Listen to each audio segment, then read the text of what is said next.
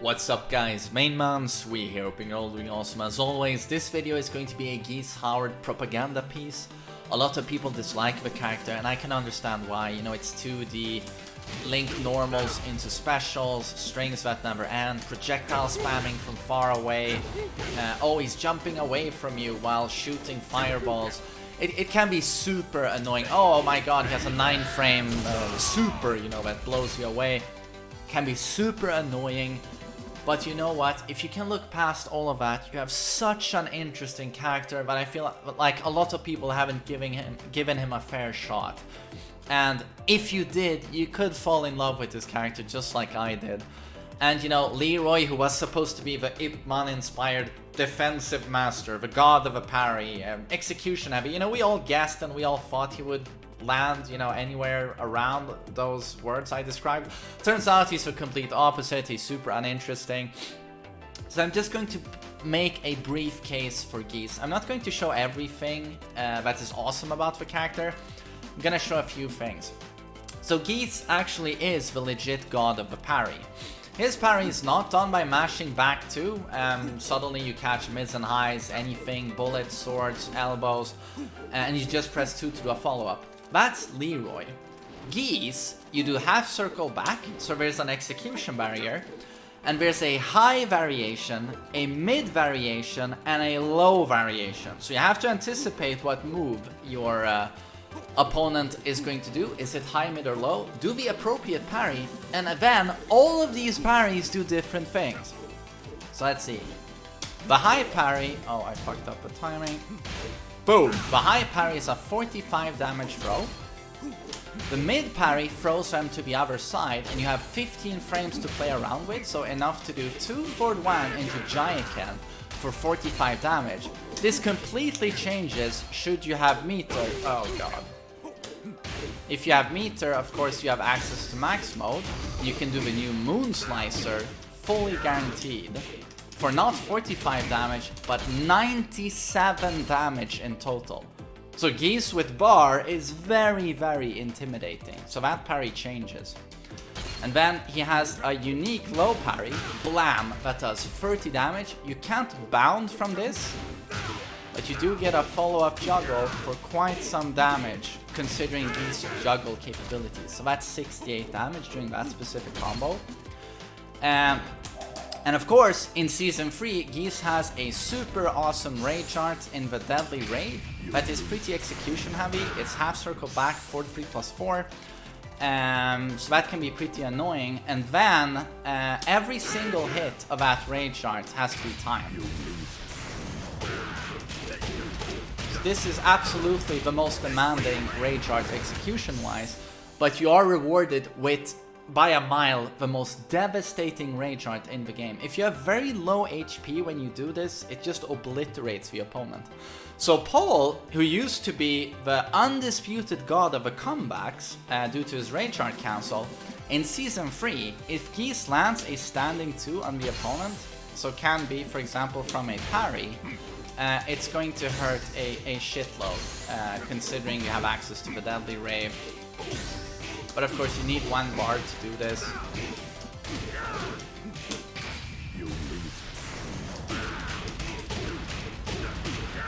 So this is 125 damage minimum. So again, it scales less if you have less HP. So wall or no wall, Geese will kill you if he has rage and 1 meter. And that is what I find so interesting with the 2D characters, Geese and Akuma in particular, and of course the same with Eliza, but the character completely changes if he has meter versus no meter. If Geese doesn't have meter, he has no 15 frame launcher.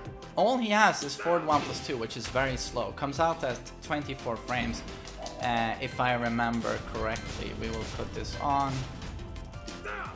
Yeah, 24 frames.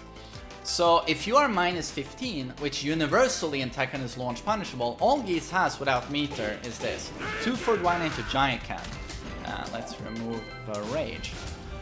But suddenly, if you have bar, Geese actually has a pretty long range 14 frame launcher in back 3-2, which doesn't really do anything without meter, but if I have meter, boom, max mode cancel, and suddenly huge amounts of damage. So that's something your opponent has to be wary about. Let's say your opponent plays Jack and does down for 2, which is, you know, the long range mid uppercut launcher, which is minus 14. If Geese has no meter, you can very comfortably spam that, because his 12 frame punish back 1-2 has really bad range and doesn't do a lot of damage. But again, you see the range? Really bad. So Jack, from a pretty comfortable range, can just throw down for 2 and it's completely safe versus Geese. But, you know, as soon as he has meter, it completely changes, and you have to be aware that he can now, from pretty far away, launch you with back 3-2. And again, oh, he has meter, he gets the sidestep, you're dead. Moonslicer. And again, the parry becomes super devastating.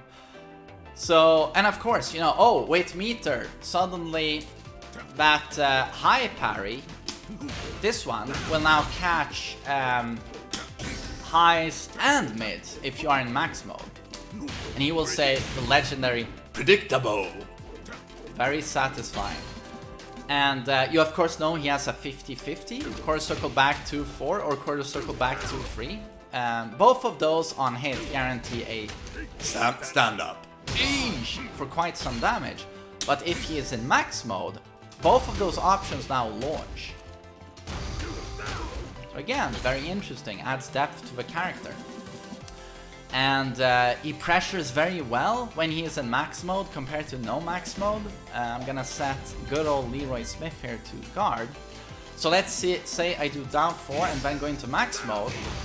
Forward 1+2 into Shipuken, so that's the jumping fireball, will now not... I will stick very close to the opponent now. Normally he goes away, like so. But if you are in max mode, he sticks close to the opponent and you get a +4 on block. And if it hits, it's now a launcher. So again, I find all of this to add so much depth to the character. So you can end a combo by doing this to go into a launching 50-50. There, you wait for them to tech roll, and this will catch tech rolls.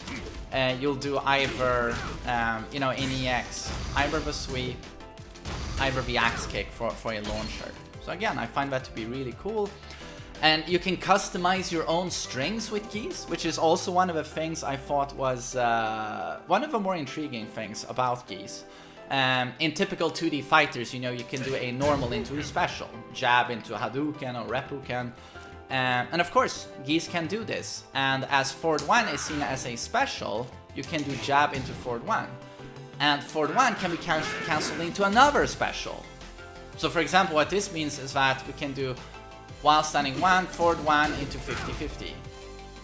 Or we can just do while standing 1 into Jaiken, or while standing 1, forward 1, Jaiken. If I want to do the 50-50, I can do it on its own. But to throw off my opponent, I can do dick jab into it. I can do dick jab forward 1 into it. You know, but sky is the limit. Customize however you want to. And yeah, I just really like that aspect of a character. And of course, the jumping, you know, you can do for pressure jump into jump kick, which is really good on block. If it hits very low in the jump, you see we get +17. On guard, this is like +7 at best, I think. So we can pressure with this. Do mind games. Like, am I going to do another one of those? Or am I going to do a jab? Am I going to go low? And outside of all of this, Geese has some cool fundamentals. He has range problems, as I said, you know, down 2. Sometimes has a counter hit phantom range, but most of the time it doesn't have a lot of range. Down 1+2, again struggling with range. Sidestep 3 struggles a bit with range, although it is quite alright. And again, as I said with the punishment, he has really no long range punishment. So if Paul does a Death Fist and you block it as Geese, you really don't have anything to block punish with. Although if you block it from really up close, you do get 4-2 into 1, and that can launch if you have bar. But again, they have to be really close for that to connect. But you have some cool fundamental tools, you know, in down for 2, homing mid, counter it, launcher. Standing 4 is still a really good homing counter it launcher. You have some nice downward 1 options. Downward 1 is pretty nice. Sidestep 3 is it's only -12, but on hit, normal hit, it's +6. It's really good. And in season 3, it's a launcher on counter hit.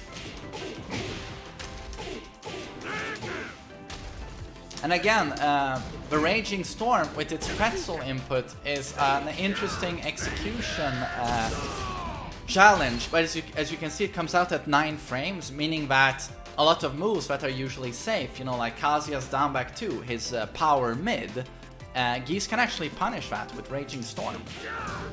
So that's a really cool thing, and of course Raging Storm, you know this, at walls gives him a pretty crazy amount of damage. And of course, if you have 3 bars, you don't really need rage to do crazy things from a launch. And I just dropped that. That was interesting. Here we go, and we'll do lap, lap, lap, lap, lap into this. And you can do while running 1 there. It's pretty strict, but in total, all of that is like 140 damage. He has a really, really good jab for dash jabbing.